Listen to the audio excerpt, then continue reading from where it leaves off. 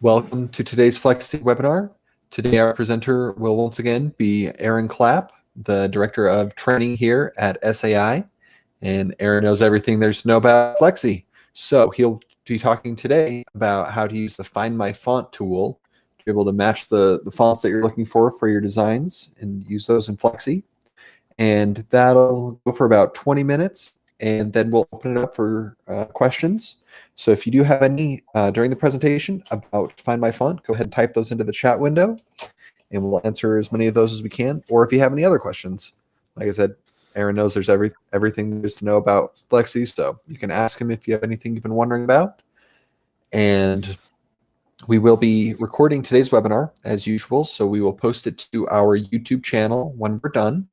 And we'll send everyone who registered a link so you can review it at any time or share it with anyone else who may be wanting to learn more about Flexi and Find My Font.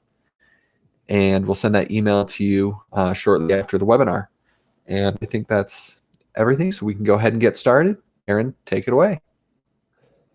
All right, so this is what Find My Font is. So we've got Find My Font on screen here, and this is the program that comes with any subscription version of the software. So if you have a subscription and you want to get a free license of this software, then you can do that. So this is a third-party application that we've partied with and are partnered with. And when you have a subscription, you get a free license to it. So it's a free license for every cloud account. So the way that we get this, or the way that you can install it, is if you've ever been in Flexi, then we'll pull that up real quick. You'll see in the cloud window this button right here. Unfortunately, this doesn't launch the program, but it does give you the download. So when you hit download Find My Font, it'll actually download the installer. You'll install the program, and then you'll see down here, once you've installed it, I went ahead and put a little icon on my taskbar. This will help, so just so I can quickly grab it. You'll also get an icon on your desktop when you install the software and things like that. The way that this software is licensed is that they use the cloud license. So what you'll do is when you install the software, you'll log in with your cloud account, and that cloud account is what we use for the licensing. And so real easy, same licensing system that you use for your Flexi software and things like that. So really easy to get to. Once it's installed and you open it up, this is what you're going to see. There is a few things like this getting started. This kind of has some quick reminder tips on what to do and kind of some steps on how to take this. There are some more resources here, videos, tutorials, things like that. This actually has quite a bit of resources in and of itself. Plus, you'll have this webinar to refer back to if you ever want any help on how to use this software. For now, I'm just going to go ahead and close that, and we'll kind of get into the meat of the program. So the goal for Find My Font is to be able to identify any font in any image, irregardless of what it is. And if you've ever scanned in a business card, or you've taken a picture of a sign on the side of the road, or taken a picture of a customer's sign and need to reproduce that, sometimes these customers may or may not have the original artwork, and it can be very difficult to try and reproduce or find the fonts that were used in the original graphic. So let's go ahead and open up a file here, and let's actually open up a test image. So here we have a pretty average image. If we zoom in here a little bit, you'll see that it's not the greatest quality, just taken probably with a lower end digital camera or a cell phone or something like that. So we don't have crystal clear image quality, but you know what? We can still figure out what this is. So I have no idea what this font is. And I'm not that great at figuring it out. Now, I know there's folks out there that have a lot of this stuff memorized, and they're much better at this. And you could probably find out what font it was just by determining the serifs and different parts of it. For me, though, I have no idea what I'm doing in that regard. So this is a really helpful tool for me. So what we're going to do is we're going to identify some letters and then go through some of the different parts of it. So first of all, we imported the image, and we can do a few things like rotate if we need to and things like that. That's fairly easy. If we want to identify a letter, we're going to use this letter selection tool right here. So we click on that, and what we're going to do is click in the black area of the letter. So for example, I'm going to hit the C and the R, and maybe I'll hit the T. Now, something interesting happened here is when I clicked on this one, it pulled in the F, the T, and the S.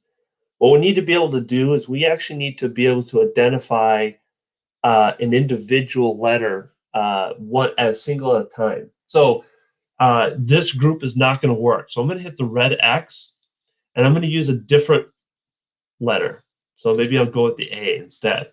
And if I maybe go with the S. Now, if I really need to use the F as part of my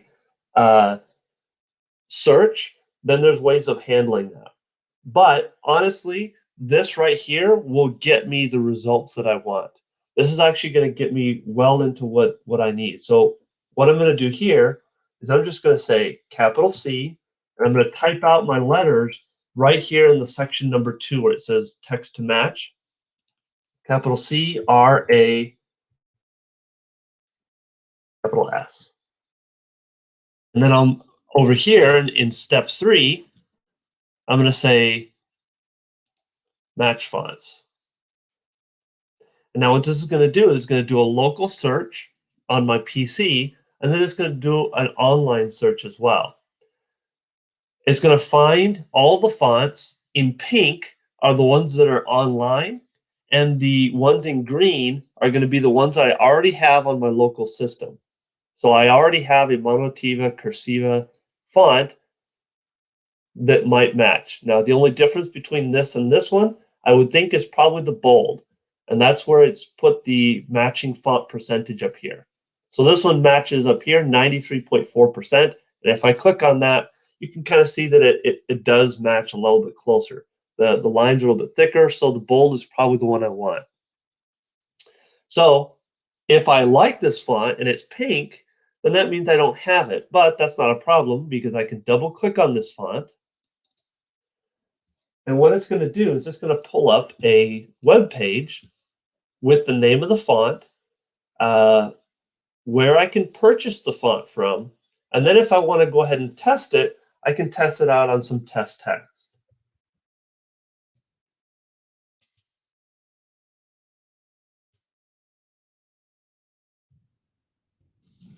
If I can demo my font, I can put some text in there. I can do some things to it to kind of just adjust the text and see if I really like this font or if this is the one that I really need. And if it makes sense, then I can either go and purchase it or download it from one of these places. So it gives you a nice place where you can actually access these fonts from if you want to purchase them. So let's go back here just for a second where we match these up. So let's hit X here, and let's go back. And what if you're in a circumstance where you have to use some of these letters? So I'm going to say the C, the A, and then the F, T, and S. I'm going to use those 3 letters. Well, what I need to do is I need to actually make a splitting point. So what I'm going to do is I'm going to use my scroll wheel on my mouse and just zoom in a little bit. And I'm going to go over here to the scissors tool. It's called the letter splitter tool, I guess. And I'm just going to draw a line in between here to split these letters. So I'm just left clicking and holding and dragging, and then I let go of the mouse, and it's creating a divider right there. So now when I zoom back out, I click on my letter tool selection tool again. This time when I click the F, now it's a separate piece. Same for the T and the S.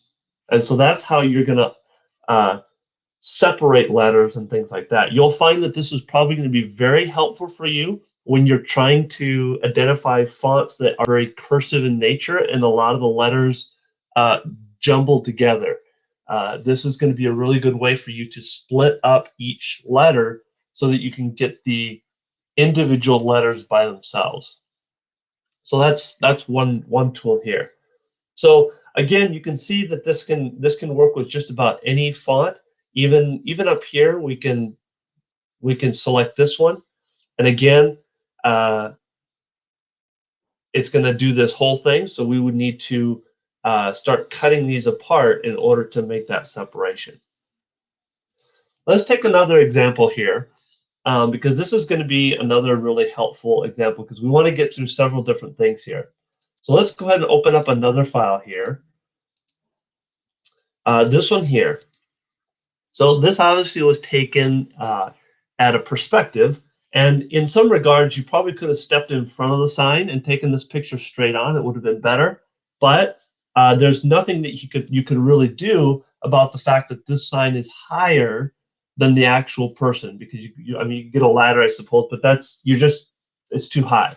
But since we've got a perspective problem, when I hit these letters individually, you can see now that we actually have a skewing of the letter. And so this is really actually not going to help us get the right font. So we don't want to do that. We need to fix the skewing problem first and then do it. So that is what we're going to do here with our image correction and deformation tool. I'm going to click on this, and it's going to bring up this little grid. And I'm going to kind of get this close as to where we want it. And what I'm going to do is I'm going to hold down the Control key to move individual boxes without moving the other ones necessarily. Because if I do this, then it kind of adjusts everything. So if I hold down Control, I can start to kind of adjust these a little bit.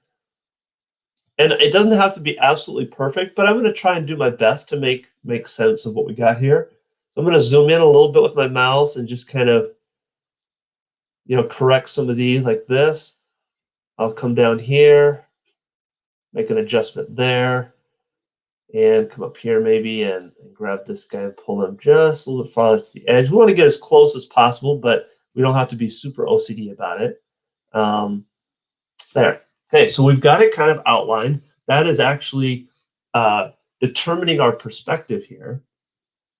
And then up here at the top, you'll notice that we have a few options. So we've got an option to show the grid. So you can have it show the grid if you want. We'll have it fix the perspective for us. So right up here, you'll get a little preview of the perspective.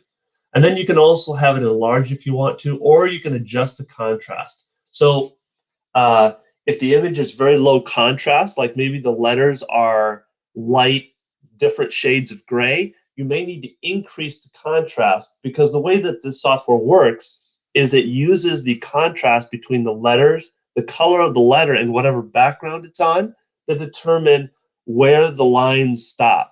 And so that's how it draws. So if you have very light colors that are having a hard time reading and it's not picking them up correctly, you may want to just bump that contrast up a little bit to kind of make a differentiation between the letters and whatever background it's on. So that could be something you can do as well. We'll leave that there for now because red and yellow seem to work. They're pretty good there. And I'm just going to hit apply. I'm going to hit the green check mark. I'm going to apply that, and it's going to create a deskew for me. So it's flattened and unskewed the image for me. Enough to where, yes, I'm a little blurry on this end, but on this side, I've gotten exactly what I want. So what I'm going to do is, again, I don't have to use a ton of letters. I don't have to set out the entire set. I can usually just pick several different letters and get the results I need. So I'm going to grab my selection tool. I'm going to select the N on this side because it's the clearest. I'm going to go ahead and grab the I, the T. This R is a fairly unique letter. So I'm going to go ahead and grab that. And then maybe the S. And that's honestly probably more than I need. I could probably get away with just the N, the T, the R, and I would probably get it. But I'm going to add a couple letters in there. It doesn't hurt. So I'm going to go capital N-I-T-R-S. Match fonts. and it's going to find the best results that it can. All right, we can see that if I scroll down here, the closest one I have in my system is going to be this Segoe or Arial Black. Obviously, that's not really that close. It's definitely not the right font. But if I go up here, it's found that these 4 fonts up here are going to be the most accurate. So you can see that here we've got slightly varying versions of each one. Again, I can double click on this, and then it would take me to a place where I could purchase it and things like that. So deskewing the image, this is going to make a huge difference in what you do. And so not only did it change the perspective from left to right, it also put us in a field where we're looking straight at the image. And then we can do that from, we could start using our selection tool for the rest of this as well. So the last thing we want to kind of take a look at is going to be, well, what about images, or what about fonts on a curve? So if we go in here and let's open up another test image, and this is a perfect example right here. Obviously, we know this is impact, is what this font. But what we're going to do is, if we click on our selection tool, again, we notice that the letters come in sideways. So that's obviously not going to work for us. So we're going to need to go ahead and change the skewing of the letters so that they're straight. We need them to be straight up and down in order for us to register them correctly. So what I'm going to do is I'm going to use this tool right here, the baseline rotation tool. When I click on that, I can drag and create a little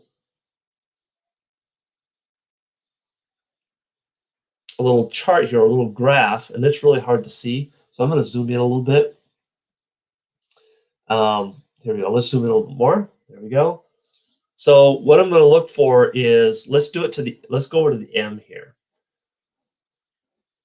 So what I want to do is I want to straighten out this M. So I'm going to left click and drag, and it's going to give me these little lines to kind of help me guide the straightness of the letter here. And then I'm just going to let go whenever I feel like it's ready, and it's going to rotate the image for me based on what I've done here. So this looks about right. Again, we're not looking for being absolutely perfect. That's kind of important here. We don't have to be perfect. It's just we need to get it really as close as we can. So I let go. That looks fairly straight to me. Now I can go to my letter selection tool. In fact, it goes to that by default. Now I can click the M, and I can zoom out. I'm going to go ahead and say, you know what, I'm going to grab this A. So we'll rotate this again. I'm going to start over here and go this way. That looks fairly straight to me. Maybe a little bit farther down like that. There we go.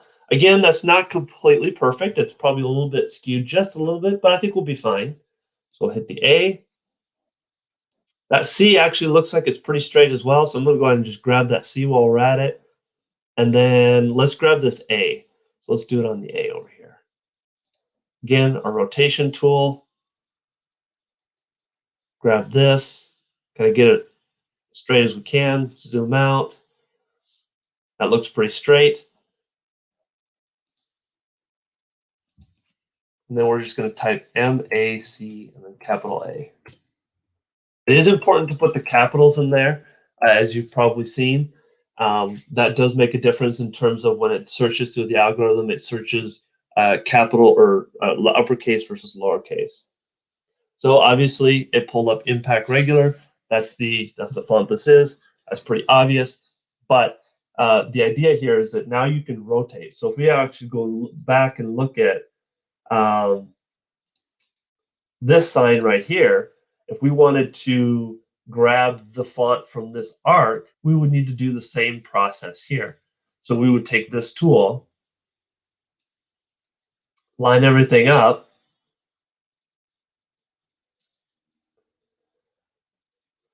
and now that it's straight, I would create a cut line right here, and then I could go back to my selection tool, and now I've got my M. And I would do that with the A, the R, the I, the E, and things like that. So this is a pretty powerful tool that you can use to create different things. One other thing that you can do is what I've done just here is you can add, with your shift key, you can add different things. So for example, let's actually open another file again. Let's go here.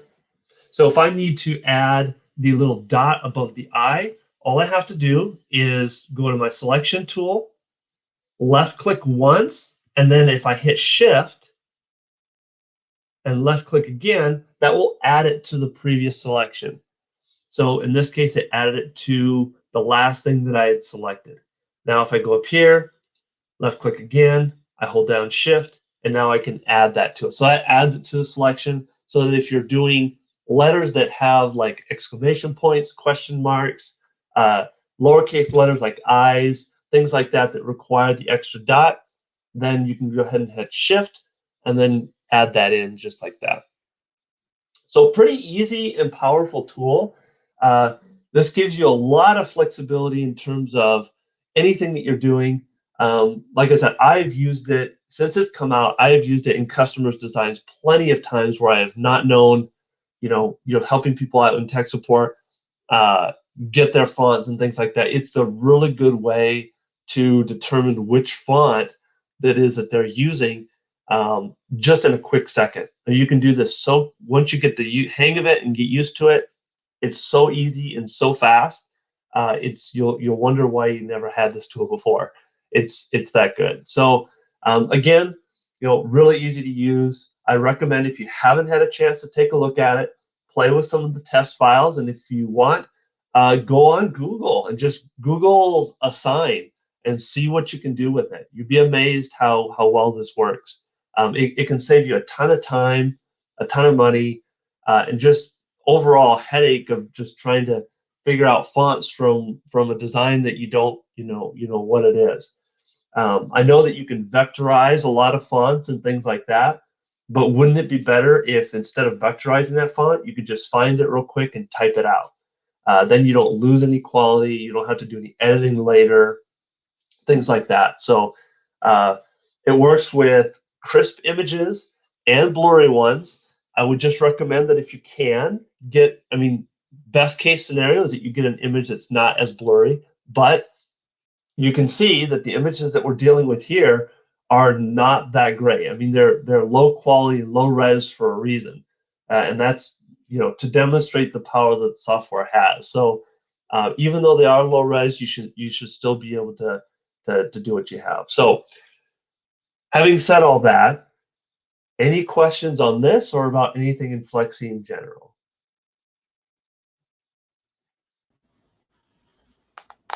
Yeah, thank you, Aaron. So if you do have any questions, go ahead and type them into the chat window. We'll answer as many of those as we can. So Sheila said, can you please repeat how you get a file over? Yeah, so if we want to add a file, you can just simply click on the open image, and then you just navigate to whatever folder you have.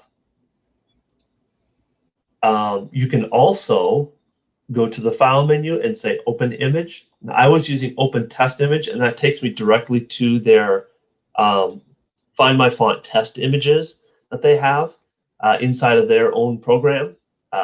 But normally you just hit open image. You can also do this, which takes a screenshot of your screen. So if you have something on your screen and you want to screenshot it real quick, you can also do that here. So that's also something that's available to you.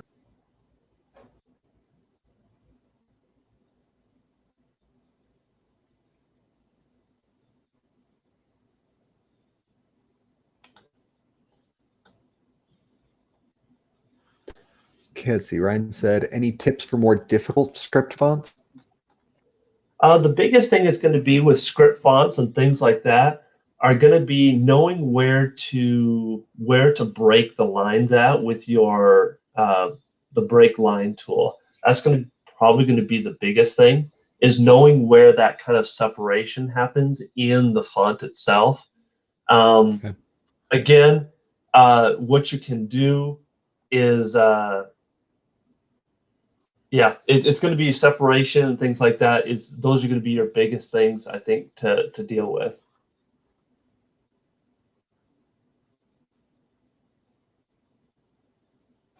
Let's see here. We have none. Nisreen said, I can't activate Find My Font or Virtual Sign on my phone. So Find My Font is going to be a PC application only. So this will be on your desktop. So you won't be able to run it off of your phone. But Virtual Sign should use the same login you have for your cloud account. So maybe here's a recommendation. Maybe try resetting the password, or maybe changing the password on your cloud account, just to make sure that it's reading properly, and then try it again. But making sure that you know what the password is for the cloud account, and that's saicloud.com. It's the same one that you log in for saicloud.com. Okay. If you're still having trouble activating it, double check your license as well. You have to have a subscription.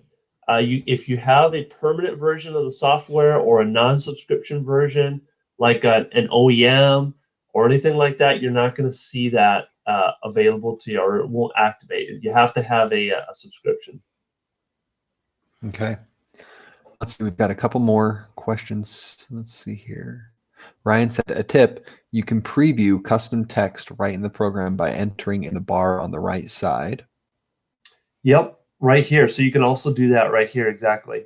So you can grab and edit some text to display right here. So you can add anything you want. Okay. And then Joe asked, is there a way to stretch a particular font from a corner, almost in the form of what the font would look like in italics, but not quite?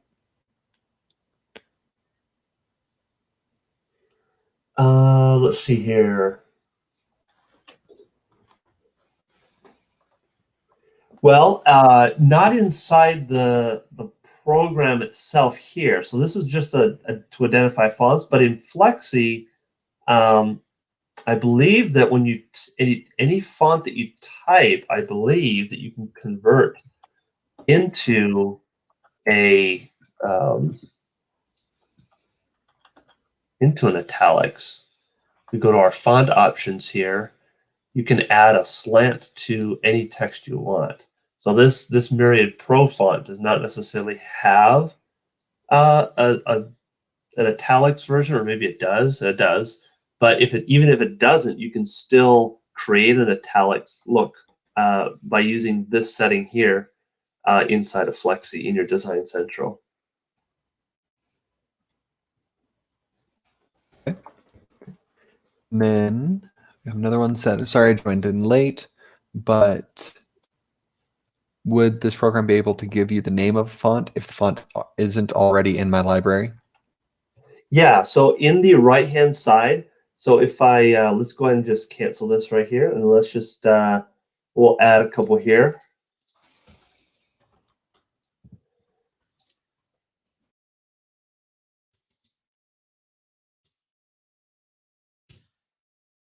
So when you hit search, it will automatically search the internet, and it'll also search your local PC. So anything in green is going to be on your local PC, and then anything in red is going to be what it found online. And of course, if you double click on this, it'll take you to a web page that gives you a place where you can purchase it from, and where it's gonna, all the information about the font, like copyright and all that kind of stuff. And if, just for demonstration here,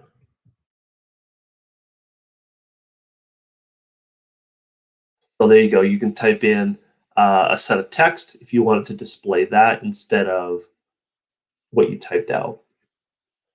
By default, it just goes to the text that you typed over here and puts it in here, but then you can also do your custom font text. Okay. It looks like we have one more question from Rick. So what does it do if the font has been extended or condensed or had a slant applied? So it should be able to, well, if it's had a slant applied to it, that's actually a good question. I've not tried anything with a slant already pre-applied to it. I would imagine what it would try and do is it would probably bring up that font or the italics version of the font. It would try and find the italics version of it, if there is one. It may have a hard time with that. I'm not sure. That's actually a really good question. I've not run it. Let's see if there's any. There's nothing in here that there's a. Let's see if this one here. Of course, that one is bold italic. So I've done this one before, and it registers it just fine as italic, but that's because this Georgia font has an italic version. So my imagination would be that if you did do it, it would probably find the italics version of what it thinks that font is, or it would try and get as close as it could. Yeah, and the main issue there is computer algorithmically, if it's not a, so just like we did here, I took this font, and I can do this with, like I said, any one of these. So this particular Oswald font, it doesn't have an italics, but I can still add it. So in that case, you have what's technically a font that doesn't exist. And so when it's looking for this, mathematically, it says, well, this doesn't really exist, and it's trying to find the closest match to that. So in some cases, it may be able to find something that's close, but then in other cases, it may not find anything at all, I would imagine. So it kind of depends on how that looks. But yeah, there's kind of there's some potential there for it not to be able to see it. Renee said, is there a way to purchase the program if I want to keep a permanent version of Flexi?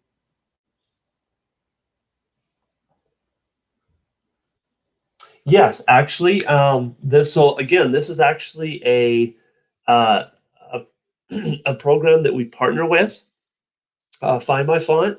So if when you have a subscription, you get one free copy of the software per account. So that means you can transfer the license back and forth and around different computers, things like that. That's perfectly acceptable. But it's just one free license. If you want to purchase additional licenses, you can actually just go right to them directly and purchase multiple licenses from them. I can't remember the pricing on it exactly, but you can purchase a separate license from them if you want to. So if you want 3 or 4 or 5 different licenses, or if you don't have a subscription and you want to purchase it independently on your own, you can go through them directly and purchase it if you like. So it is an option that is available.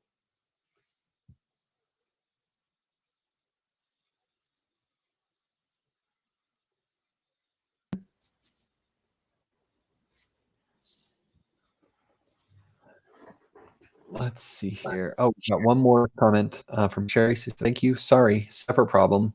My outline tool bevels sharp square corners even when I select sharp corners. It used to work, then it stopped. Okay, so that's actually a pretty common problem. What ends up happening is, what you want to check is if you're in your outline tool, you want to make sure that your miter limit is set to 4. If it's not set to 4, then that's where the problem will come in. I want to say that you have to have, let's see here. I think we have to have our,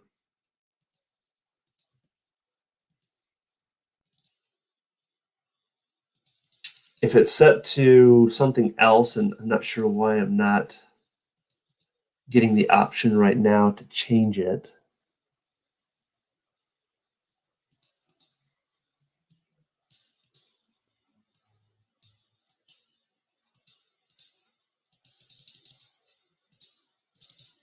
Yeah, I'm not sure why it's not giving me the option to change it right now, but it should be set to 4. This can actually get changed from 4 to something else, either whether it's below or above 4.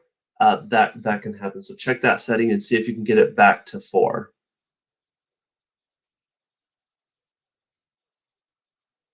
She said it worked. Thank you. So thanks for looking at that. And it looks like we have one more question about Find My Font. Yolanda said, can I find what font by scanning it from letterhead of business card?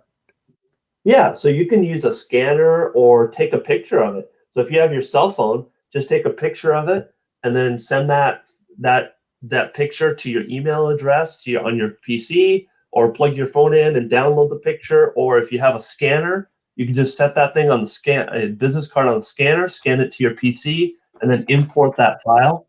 I believe that the file types that it supports, if we hit open image, are BMP, GIF, JPEG, a bunch of them here, so you can kind of see those TIFF. So it supports a bunch of different formats for images.